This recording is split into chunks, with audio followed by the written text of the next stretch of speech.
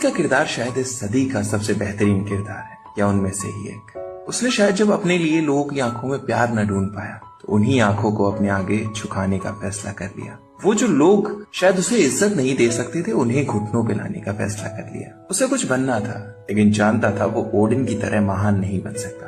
पूछ था किसी गौरवशाली उद्देश्य का, तो जो उसने खुद एक रास्ता चुना वो विनाशक का था। लेकिन ओडिन ने ना शायद एक बार कहा था कि तुम दोनों में से इस तख्त पे बेशक एक ही बैठेगा, लेकिन ये याद रखना कि तुम दोनों का ही जन्म राजा बनने के लिए हुआ है। और शायद इसलिए लोकी के मुकद्दर में ना कुछ बेहतर करने का लिखा था, कुछ बेहतर बनना लिखा था, कुछ ऐसा जिसपे ओडिन को नाज हो, कुछ ऐसा जिसपे थॉर को नाज हो। शरारत के देवता पे थॉर को नाज नहीं था, मगर यकीनन उसे लोकी पे नाज था। और इस कहानी के अंत में भी ना उसने वही चुना जो उसे होना चाहिए था। इस रास्ते पे जिस गौरवशाली उद्देश्य को अपना बोझ कहता था, वही उसका मुकद्दर था। लोगों को सिखाकर कि हर कोई बदला जा सकता है, सिर्फ दूसरे मौके की तलाश है।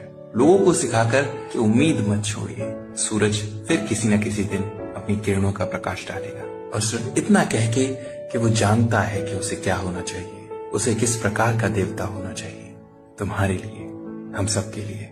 और वो चल पड़ा उस रास्ते पे जो उसकी तकदीर थी। लेकिन आंखें ना एक आखिरी बार शायद थॉर को ढूंढ रही हो, शायद ओडिन को ढूंढ रही हो, शायद मोबियस या शायद सिल्वी, लेकिन वो मुड़ा नहीं। जानता था कि जैसे ही हु रिमेन्स बनना उसकी किस्मत है, वैसे ही अकेले रहना